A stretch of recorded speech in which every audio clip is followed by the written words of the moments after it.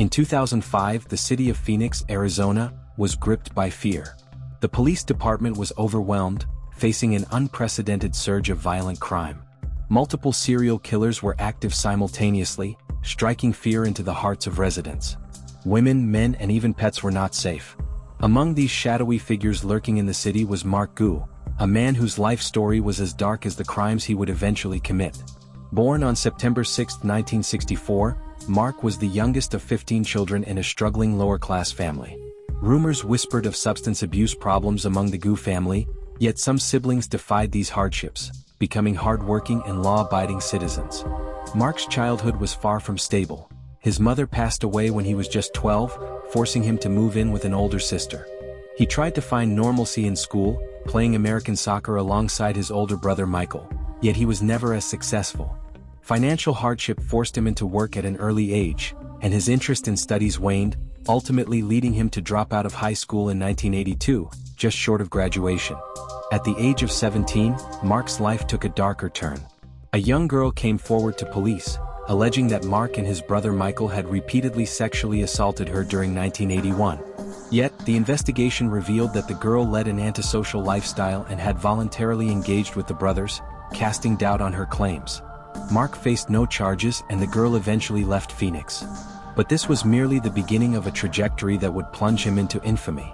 By age 23, Mark Gudo was arrested for trespassing, and a year later, he faced charges related to sexual assault and attempted second-degree murder.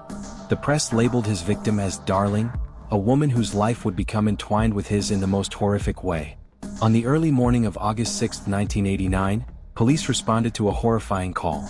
A man was reportedly beating a semi-conscious woman with the butt of a shotgun in a parking lot. When officers arrived, they found Darling naked from the waist down, her head bloodied and battered. Witnesses reported seeing a man fleeing the scene with a revolver in hand. Darling survived but bore deep physical and emotional scars. She testified that Mark had attacked her in her apartment, attempting to drown her in a bathtub before chasing her into the parking lot. Mark, during his arrest, claimed a convoluted story, that two other men were responsible and he was merely assisting Darling. No one believed him. Yet, through judicial errors and leniency, Mark managed to negotiate a plea bargain, pleading guilty to 3 counts of aggravated assault, avoiding more severe charges that would have condemned him to decades in prison. A year later, Mark was still at large, committing armed robbery at a local supermarket. Witnesses helped police track him down, and though he was apprehended, his sentences remained shockingly lenient. 15 years for the assault with the possibility of parole after 10, and 4 years for another assault due to plea bargains. After serving 13 years, Mark appeared before the state parole board in 2004. His behavior in prison was deemed exemplary, and he had participated in several self-help programs. Adding to the board's decision, his wife Wendy and a prison activist vouched for him, claiming that substance abuse had driven his criminal behavior.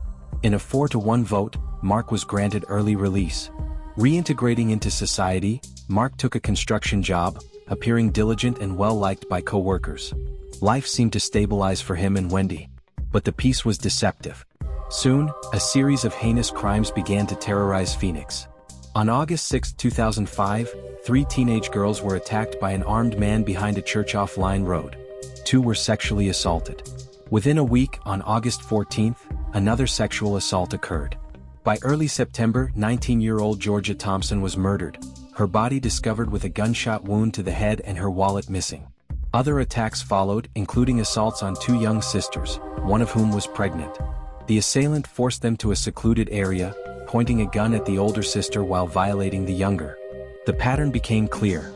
Sexual assaults combined with robbery, all concentrated around Baseline Road. The unknown offender would soon be labeled the Baseline Rapist. His crimes intensified, ranging from armed robbery to sexual assault, often in rapid succession and within tight geographic proximity. The community lived in terror. On November 3rd, multiple crimes occurred in a single evening. A robbery at 8 p.m., a sexual assault 9 minutes later, and yet another robbery less than 10 minutes afterward. The perpetrators' appearances varied, from a man in dreadlocks wearing a fisherman's hat to a figure in a Halloween costume with plastic goggles. These crimes were methodical yet chaotic, leaving the city desperate for answers. The situation escalated further when homicide detectives found Tina Washington's body in a pool of blood, shot twice in the head at close range. Witnesses described a hooded man pointing a silver handgun. Forensic evidence, spent bullet casings and bullets, began to connect these cases. By early 2006, Phoenix authorities formed a special task force, dedicating over 100 officers to track the baseline rapist. Composite sketches were distributed, community meetings held, and a $100,000 reward offered. Despite these efforts, crimes continued, escalating into murder and random violence against men, women, and pets. The baseline rapist spree revealed deep flaws in the investigation. Initial DNA samples from one victim's assault were contaminated but preserved. Eventually, the Arizona State Crime Lab used advanced techniques to extract a viable DNA profile. A breakthrough came when Darling, the survivor from 1989, identified the baseline rapist as Mark Gudo. On September 6, 2006, Mark Gudo, now 42, was arrested outside his home without resistance. DNA and ballistic evidence confirmed his connection to multiple assaults and murders within a 4-kilometer radius of his residence. Investigators uncovered white sneakers, clothing, and jewelry tied to victims, including Tina Washington. Mark's wife Wendy claimed the police had planted evidence, but the mounting forensic findings left little doubt. Mark Gudo's crimes would ultimately encompass 74 counts, including 9 first-degree murders, sexual assaults, kidnapping, and armed robberies. His reign of terror had devastated Phoenix for over a year, leaving dozens of victims traumatized. In March 2017, prosecutors sought the death penalty, and following trials in 2007 and 2011, Mark was convicted of 76 crimes against 33 victims, sentenced to 1,634 years in prison plus the death penalty for each murder. Parallel to Gudo, other serial killers, Dale Hassner and Samuel Diamant, operated in Phoenix, committing arson, shootings, and killings from moving vehicles. They too were eventually captured, with Hassner receiving 6 death sentences and Diamant sentenced to life without parole. Phoenix had endured a terrifying period where multiple killers roamed freely, and it took years of painstaking investigation, forensic breakthroughs, and survivor testimony to bring justice. Mark Gudo, the baseline killer, would remain on death row, a chilling reminder of human evil and the failings of a system once too lenient. After Mark Gudo's early release in 2004, Phoenix briefly felt a sense of relief. To neighbors and co-workers, he appeared to have reformed. He was diligent at his construction job and lived quietly with his wife Wendy. People saw a man trying to rebuild a life, someone who had supposedly left his violent past behind. But beneath the calm surface, something far more sinister was brewing. By August 2005, the illusion of safety shattered. On the 6th of August, 3 teenage girls walking near a church off Line Road were forced into a secluded area by an armed man. 2 of the girls suffered sexual assault. The perpetrator was careful, calculating, moving quickly to avoid detection, but his presence left a lasting mark of terror. The city's residents, already wary due to other criminal activities, were shaken to their core. A week later, on August 14th, another sexual assault occurred. A young woman reported being robbed during the attack, an ominous sign that the criminal's pattern was evolving. He no longer just sought control through fear and violence, he was also stealing valuables, escalating the stakes and the danger to the public. September brought even more horrifying acts. A 19-year-old named Georgia Thompson was found murdered. Her body, discovered in a secluded area, bore signs of both sexual assault and execution-style violence. Her shirt and pants were disheveled, and a gunshot wound to her head indicated a chilling level of brutality. Her wallet was missing, and her murder mirrored previous robberies, suggesting the same hand behind multiple crimes. 5 days after this murder, 2 sisters walking home from a park became his next targets. One sister was pregnant, yet the man's predatory intent did not waver. He forced them at gunpoint into a hidden area, violating the younger girl while pointing his weapon at her pregnant sibling. Such acts revealed a level of cruelty and audacity that shocked the Phoenix community. As attacks accumulated, police began noticing patterns. All incidents occurred within a tight radius around Baseline Road, leading investigators to dub the unknown perpetrator the Baseline Rapist. Each crime was not only violent but methodical, combining robbery with sexual assault, making it increasingly difficult for law enforcement to anticipate his next move. By November 2005, the Baseline Rapist's audacity escalated further. On November 3rd, a robbery occurred at 8 p.m., followed 9 minutes later by a sexual assault near the same location. Less than 10 minutes after that, a man wearing a Halloween costume and plastic goggles sexually assaulted a woman depositing items in a donation bin. After the assault, he forced her to drive him around, having just committed another robbery nearby. Just 4 days later, he robbed 11 people across multiple restaurants on the same street, firing a warning shot during the chaos. Residents began to fear public spaces, unsure when or where he might strike next. Later that night, Phoenix homicide detectives discovered another victim. Tina Washington, 39 years old, lying face up in a pool of blood. She had been shot twice in the head, her belongings stolen, leaving only a Christmas-patterned shopping bag behind. A warehouse worker, Peta Chova, came forward with crucial information. He recalled seeing a hooded man leaning over a motionless woman behind the fast food outlet. When confronted, the man attempted to fire a silver-colored handgun, which misfired. Chova fled and locked himself inside. Investigators recovered 2 fired .38 caliber bullet casings and an intact bullet, beginning to piece together the baseline rapist's consistent use of a firearm. By early 2006, Phoenix police had created a dedicated task force with experienced detectives and over 100 supporting officers. A composite sketch of a man with dreadlocks wearing a fisherman's hat was distributed across media channels. Community meetings were held to alert citizens, and a $100,000 reward was offered for any information leading to the suspect's arrest. However, the crimes didn't stop. On February 20, 2006, 2 employees of a food truck, Ramilia Vargas and Roman Pomar, were found dead, both shot execution style. On March 15, Liliana Sanchez and her co-worker, Chow Chow, were discovered dead, Sanchez in a parking lot, Chow Chow 2 kilometers away. In late March, Nicole Gibson's decomposed body was found after blood traces were reported in a local parking lot. By April 10, even children witnessed horror firsthand. An 8-year-old boy found his mother, Sofia Nunez, dead from a gunshot in her own bathroom. The perpetrator's reach was widening, victims ranging from teenagers to adults, men to women, and the terror extended to those simply out in public. During this period, the baseline rapist's methods evolved. In May 2006, a man wearing a latex Halloween mask abducted and sexually assaulted a woman in a restaurant parking lot. He remained cautious, leaving no immediate witnesses. Yet, elsewhere in Phoenix, other serial killers were active, creating a confusing and dangerous environment for law enforcement. The city's police faced immense challenges. Evidence collection was complicated by multiple offenders operating simultaneously. While some DNA samples were initially contaminated, investigators preserved them, hoping for future breakthroughs. One key sample came from a victim assaulted in the presence of her pregnant sister. Initially insufficient for identification, this DNA was later sent to the Arizona State Crime Lab, which possessed better resources. The pieces of the puzzle slowly began to fall into place. A state prison investigator contacted the task force, reporting that a woman had recognized the baseline rapist from a circulated sketch. That woman was Darling, the survivor of Mark Gudo's 1989 attack. Her identification of Mark as the attacker provided the breakthrough investigators desperately needed. On July 21, 2006, detectives and probation officers visited Mark, who cooperated by providing fingerprint and DNA samples. Ballistics analysis connected all recovered bullets and casings to a single .38 caliber handgun, confirming that the same perpetrator was behind the spree. DNA analysis later verified Mark Gudo as the baseline rapist, tying him to multiple sexual assaults and murders within a 4 kilometers radius of his home. Investigators meticulously searched Mark's home, uncovering white sneakers, clothing, and jewelry linked to victims, including Tina Washington. These findings strengthened the case beyond doubt. Mark's wife Wendy attempted to defend him, claiming evidence was planted, but the overwhelming forensic data revealed a grim truth.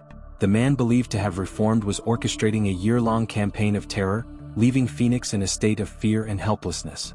The city had seen the rise of a monster hiding in plain sight, blending into ordinary life while committing crimes so heinous that they shook the very foundations of justice.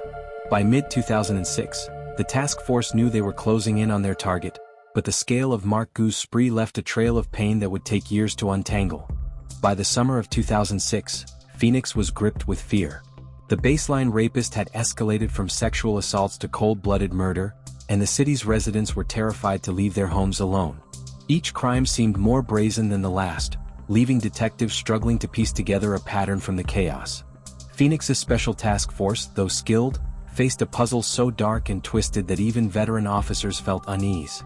Investigators had begun to notice a signature in the crimes. The perpetrator not only attacked women but also targeted men and even pets, sometimes shooting at them from moving vehicles. It was clear the offender's motives were not only sexual or financial, there was an underlying sadistic pleasure in instilling fear and chaos. With each new attack, the baseline rapist's boldness grew, showing a man confident that law enforcement could not catch him. Despite the escalating violence, law enforcement had few leads. Witness descriptions were limited, often inconsistent, and the city was large enough that patterns were difficult to track.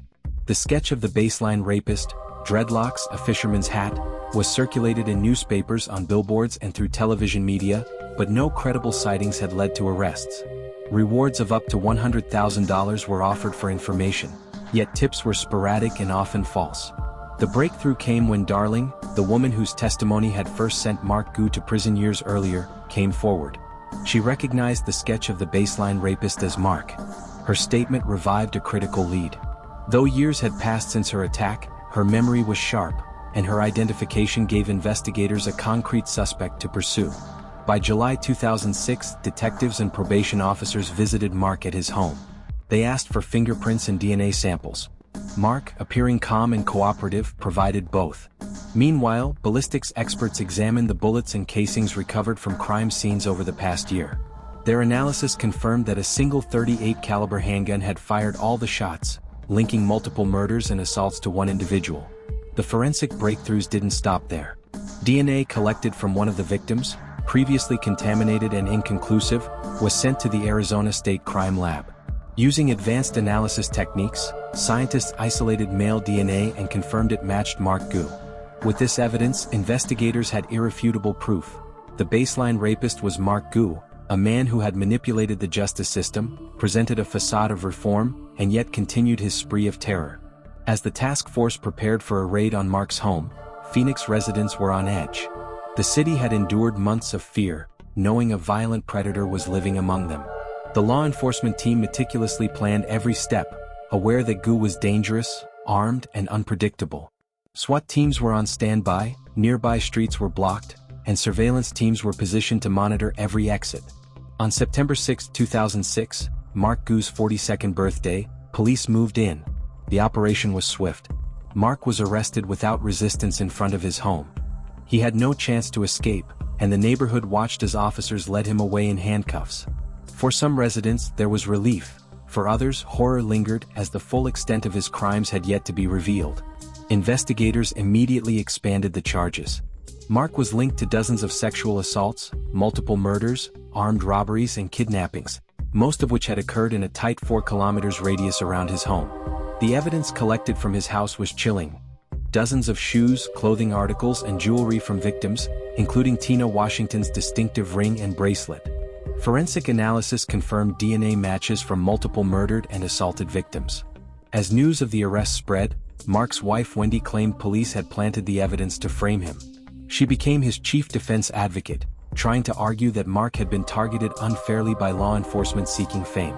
But the overwhelming body of evidence, from DNA matches to ballistic reports to eyewitness accounts, left little room for doubt.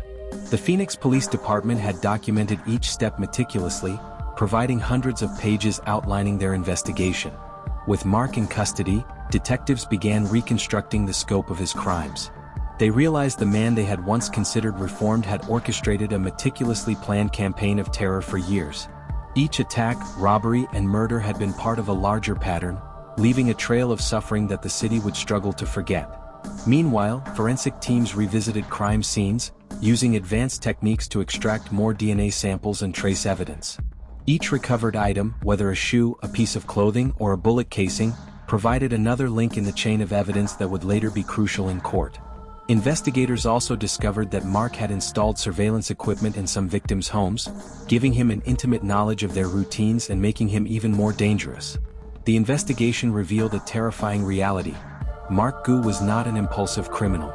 He was a methodical, calculating predator who knew how to exploit weaknesses in the legal system and the city's oversight. His early release, aided by prison rehabilitation programs and parole board leniency, had allowed him to resume his reign of terror, this time on a larger and deadlier scale. By the end of 2006, Phoenix's Special Task Force had compiled a nearly unbreakable case against Mark. Each crime scene, victim statement, and forensic match painted a detailed portrait of a serial predator who had eluded justice for decades.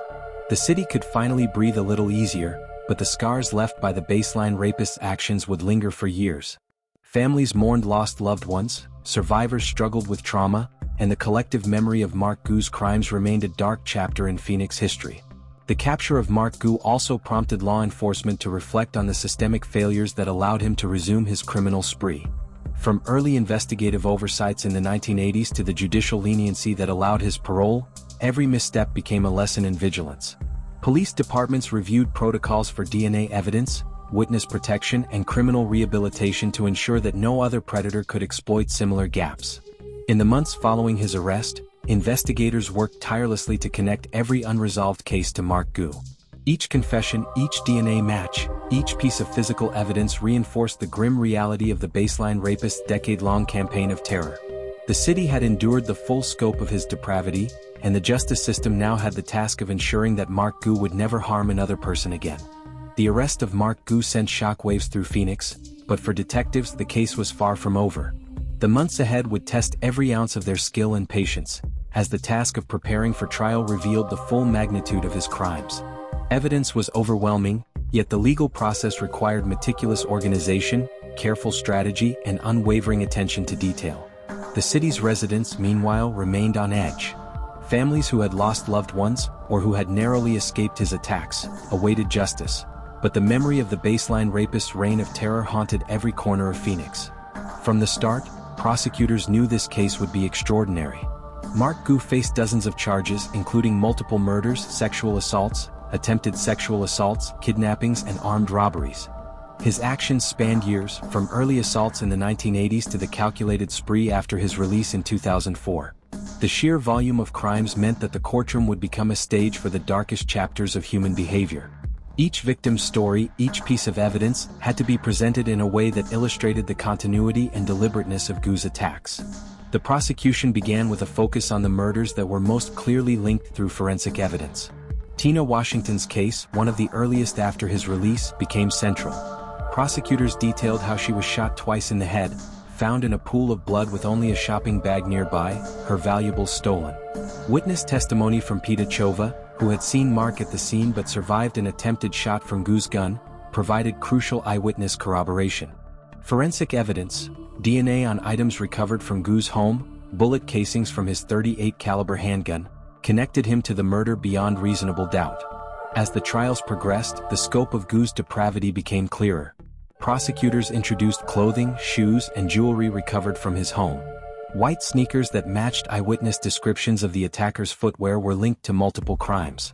Clothing with bloodstains and DNA from several victims, including the murdered Nicole Gibson, created an irrefutable chain tying him to a string of violent acts.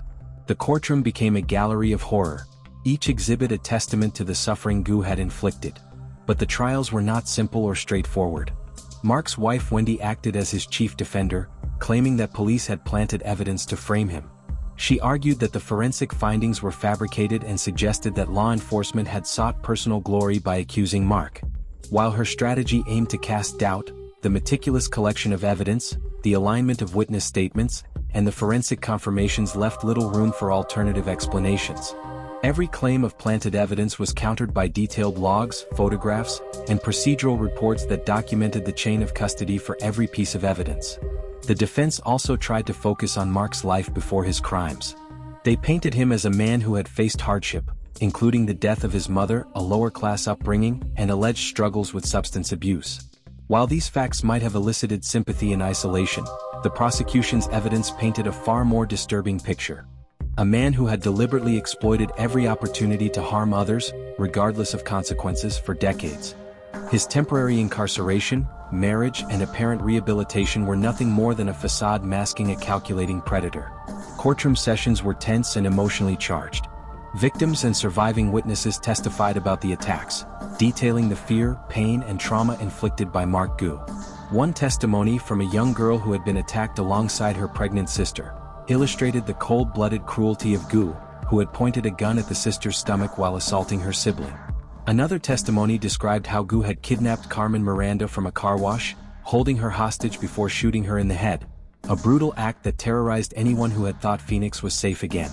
In addition to victim testimonies, forensic experts provided detailed explanations of the evidence. DNA analysis, bullet trajectory studies, and ballistics reports created a scientific narrative that matched the human testimony.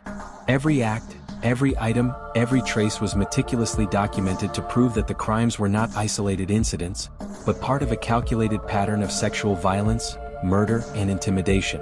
Prosecutors made it clear, Mark Gudo had used his knowledge of the city, his victims' routines, and his criminal expertise to systematically terrorize Phoenix for years.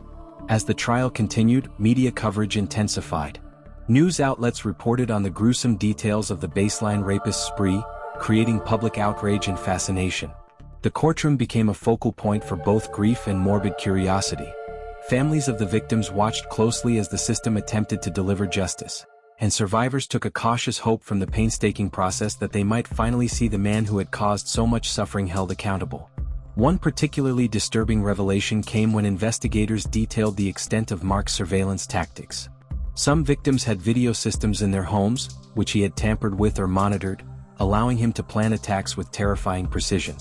He had mapped routines, studied patterns, and executed crimes with a level of calculated planning that defied ordinary comprehension. The baseline rapist was not a man driven solely by impulse.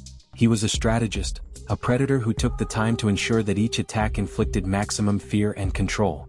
During cross-examinations, the defense attempted to minimize Mark's responsibility, suggesting that external influences, substance abuse, or psychological conditions had driven him. Forensic psychologists testified on behalf of the prosecution, detailing how Mark's actions demonstrated premeditation, awareness of the criminality of his acts, and a lack of remorse, classic traits of a sociopathic predator. The courtroom tension escalated, as each expert testimony dismantled the defense's narrative of mitigation. By the end of the first trial in 2007, Mark Gudo was convicted of multiple counts of sexual assault, attempted sexual assault, armed robbery, and several murders. Yet, the prosecution sought to ensure that justice extended to every victim. A second trial, conducted in 2011, expanded the charges further, incorporating additional assaults, murders, and acts of intimidation uncovered during ongoing investigations. Each additional conviction reinforced the portrait of a man who had terrorized Phoenix with chilling consistency and brutality. When the verdicts were finally rendered, Mark Gudo received a sentence of 1,634 years in prison, alongside the death penalty for each of the 9 confirmed murders. The scale of the sentence reflected the sheer magnitude of his crimes and served as a symbolic measure of justice for the dozens of victims affected by his spree. The city breathed a collective sigh of relief, knowing that the baseline rapist was permanently removed from their streets, though the emotional scars would endure for years. The trials also served as a reminder of the importance of forensic science, meticulous investigation, and coordination between law enforcement agencies. DNA analysis, ballistics, and witness testimony had converged to ensure that a man who had evaded justice for decades was finally held accountable. For the Phoenix Police Department, the case underscored the importance of vigilance, persistence, and the moral responsibility of protecting the community, even in the face of systemic challenges and past errors. Although Mark Gudo was finally behind bars, the investigations continued. Authorities examined every unsolved sexual assault, murder, and robbery in the region to determine if any could be connected to him. At the same time, the city's residents remained alert, acutely aware of how one individual had managed to terrorize an entire metropolitan area. Community programs were strengthened, neighborhood watches were formed, and law enforcement sought to rebuild trust with the public after the fear that had permeated daily life for so long. Mark Gudo's case became a defining example of criminal persistence, judicial oversight, and the deadly consequences of underestimating a serial predator.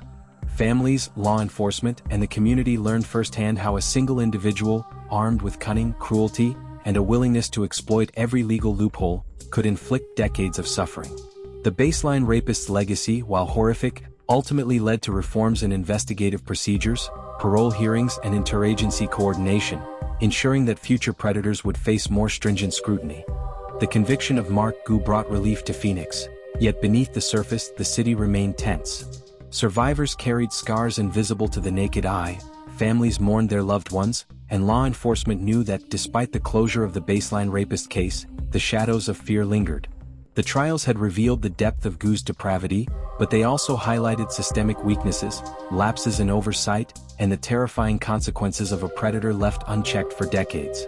Life inside prison for Mark Gudo was structured yet paradoxical. On one hand, he was confined, stripped of freedom, and surrounded by the constant vigilance of guards. On the other, he remained a figure of notoriety, with media coverage and public attention feeding his ego in ways he could not escape.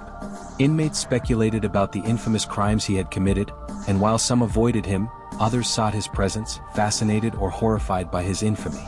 Even behind bars, Gudo seemed to maintain a careful control over his persona, aware that his reputation had become a weapon.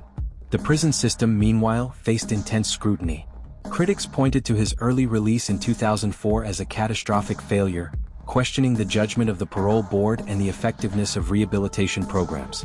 Internal reviews were launched, revealing procedural weaknesses and an underestimation of the potential for recidivism among violent offenders.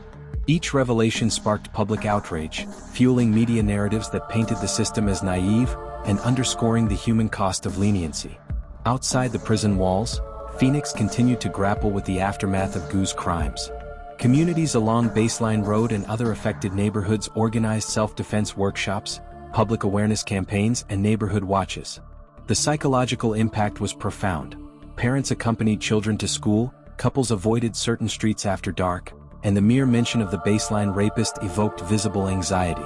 For many, the fear that had consumed them during the spree lingered like a shadow that refused to fade. Investigators, however, knew their work was far from complete.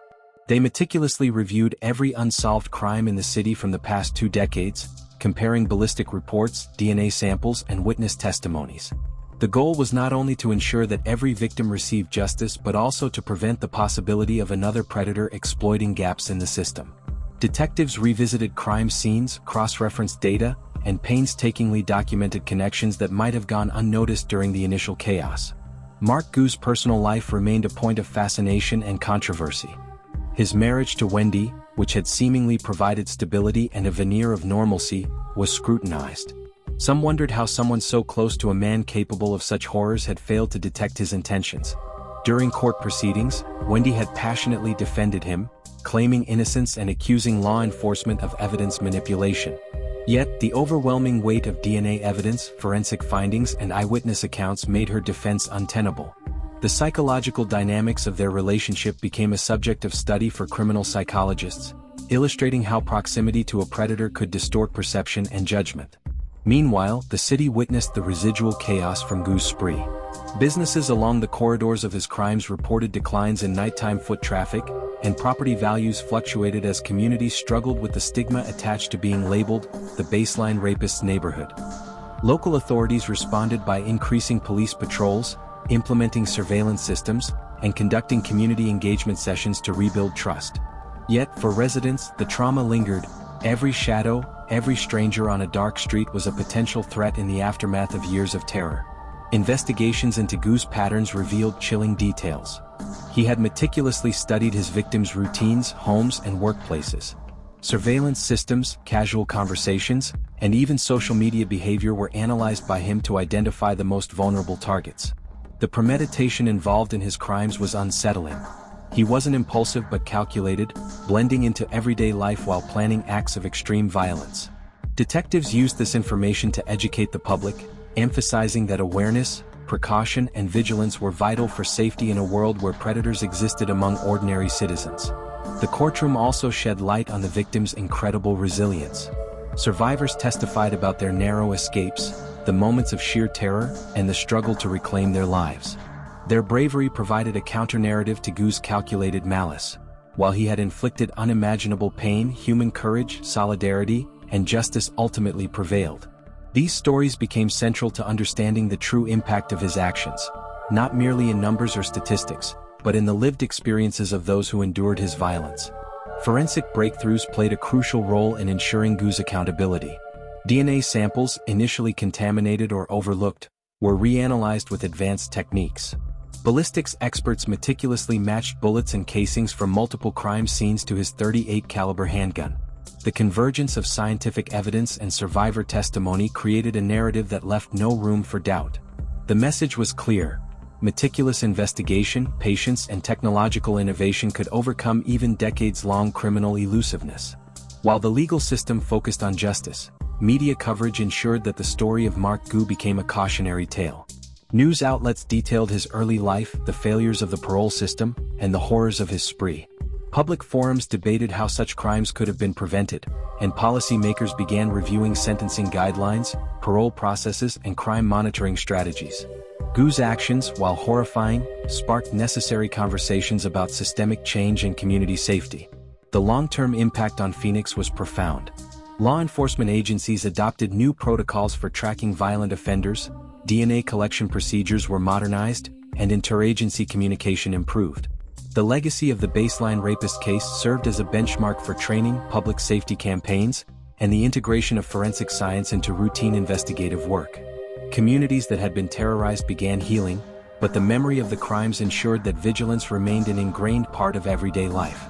Even years after his arrest, Mark Gudo remained a central figure in discussions about criminal behavior, legal reform, and public safety. Academics, law enforcement professionals, and psychologists analyzed his methods, motivations, and the systemic failures that allowed his spree to continue. While society had secured justice, the story of the baseline rapist became a perpetual reminder of the darkness that can hide behind seemingly ordinary faces, and the importance of relentless pursuit of accountability. The chapter of Mark Gudo's life that had begun with hardship, early crimes, and a failed parole concluded in prison, but its echoes were felt across the city. Families mourned, survivors rebuilt their lives, and Phoenix learned the hard truth about human cruelty, resilience, and the intricate dance between justice and vulnerability. The baseline rapist's reign had ended, but the lessons remained, etched into the fabric of the city and the collective memory of its residents. The summer of 2007 marked a turning point in Phoenix's battle against the shadows that had haunted it for years. Mark Gudo's arrest and conviction had provided some closure, yet the city still bore invisible scars. Families who had lost loved ones struggled with grief, and survivors of his attacks continued to grapple with psychological trauma. For the police and investigators, the battle was far from over. Lessons learned from the baseline rapist case were now being applied to prevent future horrors. As the trials unfolded, the courtroom became a theater of human emotion and scientific scrutiny. Prosecutors presented the painstakingly gathered evidence: DNA matches, ballistic reports, witness testimonies, and the physical remnants found in Gudo's home. Every detail reinforced the narrative of a predator who had meticulously orchestrated violence over decades. The jury was confronted with the magnitude of his crimes, a chilling mixture of sexual assault, robbery, and murder. Each revelation elicited gasps in the courtroom and reminded all present of the human cost of his actions. One of the most harrowing aspects of the trial involved the stories of the victims. Survivors recounted the moments when fear had been a tangible force, when every decision meant the difference between life and death. Some described the terror of being cornered by a man with a gun, while others spoke of the cold calculation with which he selected his targets. Their courage in facing the public, recounting the horrors, and confronting their attacker directly became a powerful testament to human resilience. Even the attorneys and judges, hardened by years in the legal system, found themselves shaken by the sheer brutality revealed in the courtroom. Meanwhile, Phoenix police were not idle. The task force assigned to the baseline rapist investigation continued to dig deeper into past unsolved crimes. They cross-referenced forensic evidence, revisited old crime scenes, and re-interviewed witnesses, hoping to identify any additional victims. This effort was painstaking, as memories had faded and physical evidence had deteriorated over time. Yet the investigators pressed on, understanding that each solved case represented justice for someone who had suffered unspeakable harm. The forensic breakthroughs that had first linked Gudo to his crimes became a model for law enforcement nationwide. DNA analysis, once limited by technology and procedural delays, was now recognized as a critical tool in solving complex criminal cases. Ballistics, fingerprinting, and trace evidence were combined with digital databases to ensure that perpetrators could no longer hide in the shadows of society. In Phoenix, this integration of science and traditional detective work created a new standard for handling serial crimes, one that would influence investigative strategies for years to come. In parallel, public awareness campaigns were launched. The media, still captivated by the horror of Gudo's spree, covered the trials extensively, emphasizing not only the crimes but the lessons learned. Citizens were educated on personal safety, the importance of reporting suspicious behavior, and the value of community solidarity. Neighborhood watches proliferated, local law enforcement engaged in frequent community meetings, and schools began programs on situational awareness. While the memory of fear lingered, the city began to reclaim its sense of control, refusing to be defined solely by the acts of a single man. Mark Gudo's defense, led by his wife Wendy, continued to argue that evidence had been manipulated and that her husband was a victim of systemic prejudice. She questioned the validity of DNA analysis, claimed that forensic experts had biases, and suggested that the police had orchestrated a narrative to ensure a conviction. Yet the overwhelming convergence of physical evidence and witness testimony left little room for doubt.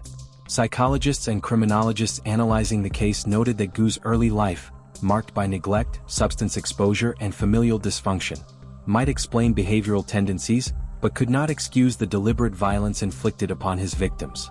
Throughout the trials, media coverage highlighted the psychological dimensions of Gudo's behavior. Experts testified about the traits of organized offenders: meticulous planning, a desire for control, and an ability to mask violent impulses beneath a facade of normalcy. Gudo's history revealed the classic profile of a predator, a man capable of presenting himself as ordinary, even likable, while committing acts of extreme violence in secrecy. This duality was deeply unsettling, both to the public and to those tasked with analyzing human behavior. The city itself underwent subtle transformations. Surveillance systems were expanded in public spaces, police response protocols were revised, and interagency communication improved. Citizens became more vigilant, learning to recognize signs of potential danger and to trust their instincts. While fear had once paralyzed neighborhoods, the proactive measures taken in response to Gudo's crimes allowed communities to regain a sense of security. The baseline rapist's reign had ended, but it had left behind a legacy of vigilance and resilience. In prison, Mark Gudo faced the consequences of his actions. The facility's security protocols ensured that he could not exert influence over other inmates, and he remained isolated from the public eye. However, reports indicated that he still exhibited manipulative behavior, attempting to control narratives and communicate indirectly with outsiders.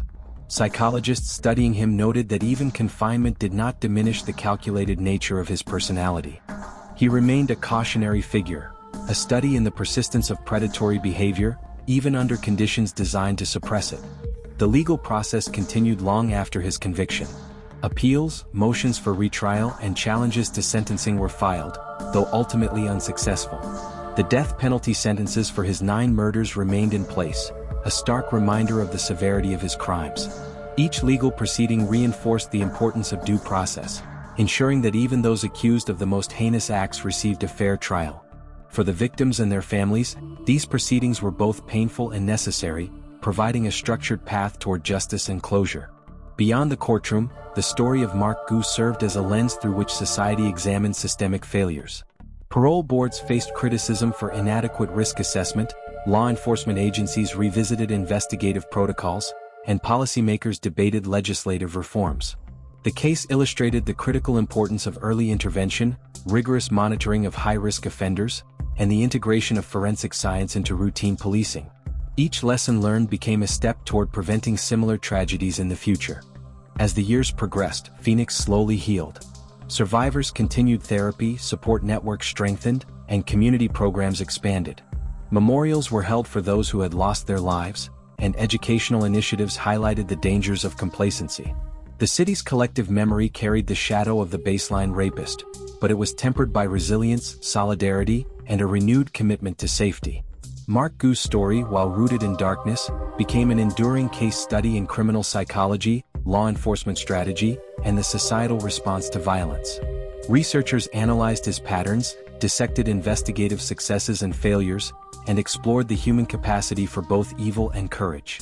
The lessons extended beyond Phoenix, influencing training programs, criminal justice policies, and public safety strategies nationwide. In the end, the baseline rapist's impact was measured not only by the crimes committed but by the transformation it forced upon a city. Phoenix emerged with a renewed awareness of human vulnerability, the necessity of vigilance, and the relentless pursuit of justice. Mark Gudo remained behind bars, a symbol of human depravity, but the city and its people had reclaimed agency over their lives, ensuring that the darkness he had spread would not define their future. The autumn of 2008 cast a long shadow over Phoenix. The city, scarred by years of terror and violence, now faced the final chapters of the baseline rapist saga. Mark Gudo, already behind bars, was set to confront the culmination of his crimes, his sentencing. The trial had revealed the full extent of his depravity, a trail of sexual assaults, robberies, kidnappings, and murders. For prosecutors, it was a chance to deliver justice. For the victims, a moment to see the system recognize the horrors inflicted upon them. In the courtroom, tension was palpable. Family members of the victims filled the seats, some clutching photographs, others silently holding on to memories of the loved ones they had lost. The prosecuting attorney recounted each crime in meticulous detail, ensuring that the jury understood the scope and brutality of Gudo's actions. Evidence was presented systematically: white sneakers stained with blood, jewelry and personal items taken from victims, ballistics reports linking Gudo to multiple shootings, and DNA evidence that tied him definitively to numerous assaults. The courtroom felt suffocating, as if the weight of the evidence pressed down on every individual present. Mark Gudo himself displayed a chilling calmness. His eyes, dark and calculating, occasionally scanned the room, watching reactions, gauging fear and anger. Psychologists later analyzed his demeanor and concluded that his composure was a reflection of his personality, an organized, manipulative predator who maintained control even under extreme pressure. While he showed no overt remorse, subtle signs, tightened fists, occasional twitching, hinted at an internal struggle, perhaps frustration at losing control over his freedom. Outside the courtroom, public interest was immense. Media vans lined the streets, broadcasting live updates to residents who still felt the lingering unease from Gudo's spree. Reporters interviewed survivors and family members, allowing them to share their experiences and perspectives on the justice system. Many expressed relief that Gudo would finally face consequences, though they admitted that no sentence could truly erase the trauma or bring back their loved ones. As the sentencing phase commenced, experts provided detailed psychological profiles. They described Gudo as a classic example of an organized serial offender: calculated, methodical, and devoid of empathy. His crimes, they explained, were driven not only by sexual gratification but also by a desire for power and control. The analysis of his early life, growing up in a lower-class family, exposure to neglect and substance abuse, and early encounters with violence, provided context but not justification. Every witness and expert underscored the point that Gudo's actions were deliberate and premeditated. The jury deliberated for several hours before returning with a verdict that reflected both the gravity and the meticulous planning of Gudo's crimes. He was found guilty on all counts: 9 murders, multiple sexual assaults, kidnappings, armed robberies, and other associated crimes. The judge, in a somber and authoritative voice, delivered sentences that would ensure he would never again harm anyone. For the murders, the death penalty was imposed. For the other crimes, additional centuries-long sentences were tacked on, creating a symbolic and practical guarantee that Gudo would remain incarcerated for life. Mark Gudo was led away from the courtroom, his expression unreadable, while families of the victims displayed a mixture of relief and lingering sorrow. Though justice had been served, the emotional scars would persist. Survivors faced the complex task of rebuilding their lives, often seeking therapy, support groups, and community solidarity. The case also prompted city officials and law enforcement to reassess procedures, recognizing the gaps that had allowed such a prolonged spree of terror to occur. In prison, Gudo's existence became one of routine and strict confinement. Guards described him as cooperative but cunning, often attempting to manipulate minor situations to his advantage. Psychological evaluations indicated that he continued to exhibit traits consistent with predatory behavior: a keen ability to plan, emotional detachment, and an enduring fascination with control. Despite the extensive sentences, experts warned that the psychological profile of offenders like Gudo required ongoing observation to prevent influence over other inmates or indirect communication with the outside world. The city of Phoenix, meanwhile, continued its process of healing and vigilance. Community programs emphasizing safety, awareness, and neighborhood engagement grew in number. Police departments nationwide studied the baseline rapist case as a blueprint for understanding serial criminal behavior, combining forensic science, community engagement, and interagency collaboration. The case became a cornerstone in criminal justice education, highlighting the need for proactive measures to prevent similar tragedies. One of the most lasting impacts of the baseline rapist case was the recognition of systemic flaws in early intervention and monitoring. The parole board that had released Gudo years earlier faced scrutiny, prompting reforms in risk assessment and post-incarceration supervision. Policies were revised to ensure that high-risk individuals were subject to more stringent oversight, reducing the likelihood of repeat offenses. These measures, though reactive, were critical in preventing future tragedies. On a personal level, the victims' families and survivors continued to navigate the complex landscape of grief, recovery, and justice. Many established support networks, sharing experiences and providing emotional guidance to those affected by violent crime. Public awareness campaigns reinforced the importance of vigilance, personal safety, and community responsibility. Schools, workplaces, and neighborhoods all participated in educational initiatives designed to empower individuals and reduce vulnerability. Despite the darkness that had defined this chapter of Phoenix's history, there emerged a sense of collective resilience. Citizens refused to allow fear to dominate their lives. Community engagement, improved law enforcement practices, and psychological support systems created a foundation for lasting security. The lessons learned from Mark Gudo's crimes served not only to prevent repetition but also to strengthen the social fabric of the city. Legal analysts and criminologists continued to study the Gudo case for years. They dissected his methods, the investigative successes, and the failures that had allowed him to commit so many crimes. Academic journals published detailed studies, law enforcement agencies integrated findings into training programs, and policymakers debated legislative reforms to enhance public safety. In every respect, the baseline rapist case became a benchmark for understanding and combating serial criminal behavior in modern urban environments. Even within the prison system, Gudo's presence served as a reminder of the consequences of unchecked predation. New inmates, particularly those with histories of sexual or violent offenses, were observed carefully, and protocols were adjusted based on insights gained from monitoring his behavior. Correctional staff received specialized training to identify manipulative behaviors and prevent potential harm to both inmates and personnel. Ultimately, Chapter 7 of this saga reflects the full arc of justice.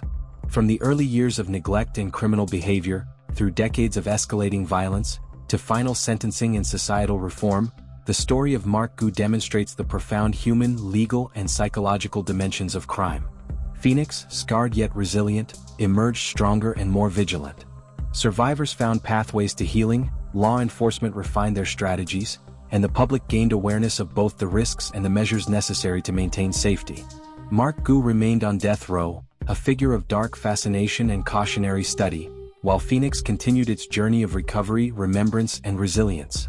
The shadows he had cast over the city could not be fully erased, but they served as a constant reminder of the need for vigilance, justice, and the enduring human spirit that refuses to be crushed by fear.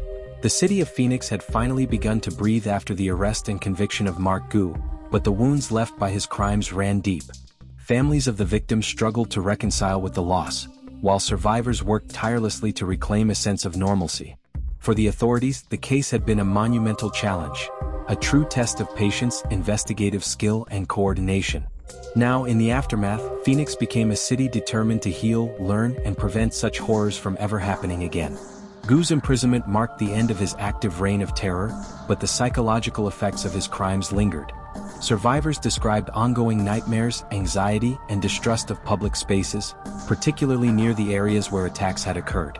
Mental health professionals emphasized the importance of therapy, peer support, and long-term counseling. Many victims, inspired by their own resilience, founded advocacy groups dedicated to supporting assault survivors, educating the public, and lobbying for stricter criminal justice measures. These organizations quickly became influential, raising awareness and helping shape legislation. Law enforcement agencies also took stock of their shortcomings. Early investigative delays, combined with insufficient DNA analysis and misjudged parole decisions, had allowed Gudo to continue his spree for years. Police departments across Arizona implemented reforms. Faster forensic processing, improved interagency communication, and more rigorous supervision of released offenders. Task forces specializing in serial crimes were established, ensuring that similar patterns of violence could be identified and acted upon swiftly. Criminologists and forensic psychologists studied Mark Gudo's profile extensively. He became a case study in organized serial offending. His ability to manipulate victims, evade capture, and exploit systemic weaknesses offered critical lessons. Universities incorporated his profile into criminal justice curricula, highlighting how environmental factors, childhood trauma, and psychological disorders intersect with violent behavior. The case reinforced the importance of proactive measures, early intervention, and continuous monitoring for high-risk individuals. Gudo himself remained an object of fascination and horror. While on death row, he participated reluctantly in interviews conducted by psychologists and researchers. These interviews revealed little empathy, though he occasionally spoke about his early life, troubled family, and exposure to drugs and violence. Experts noted that while some of these factors explain patterns in his behavior, they did not excuse the choices he made as an adult. His calm demeanor during discussions of his crimes was chilling, demonstrating the cold logic and detachment characteristic of serial predators. Beyond the confines of the prison, the city of Phoenix worked to restore public confidence.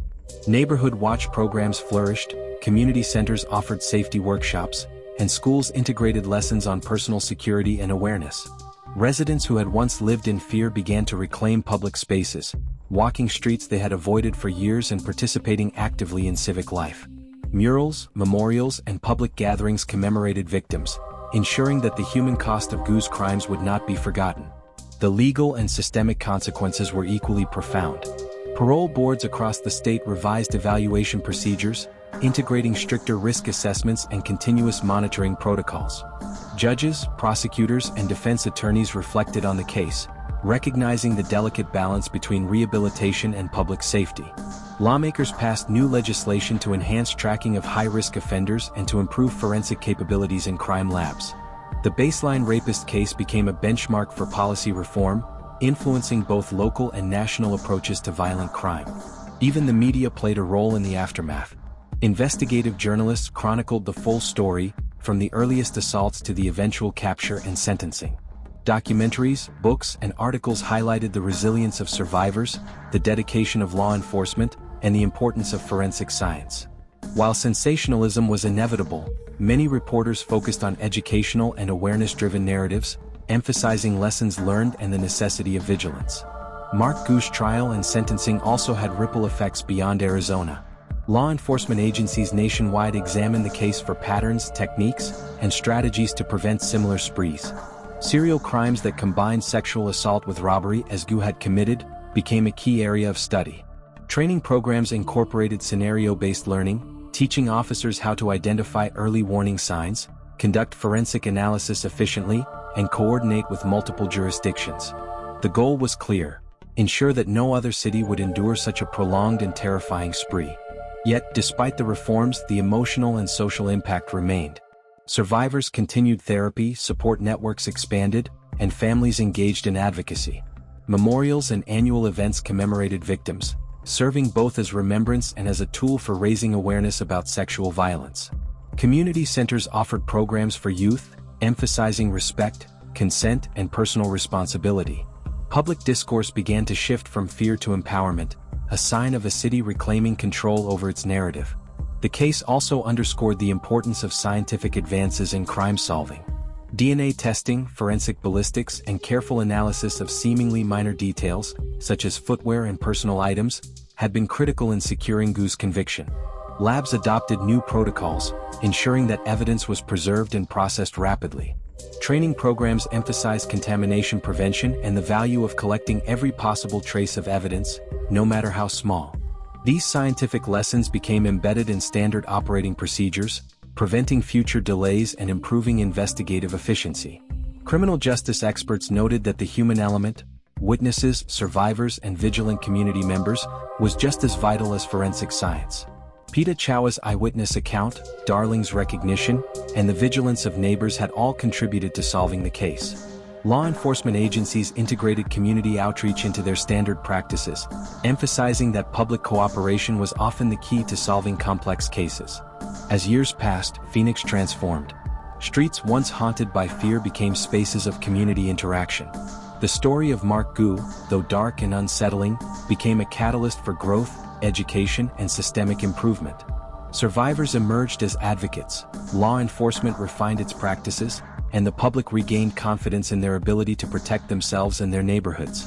Mark Gudo remained on death row, a grim figure in a stark cell, while the city he had terrorized moved forward. His legacy was a complex one, a mixture of horror, cautionary lessons, and societal change.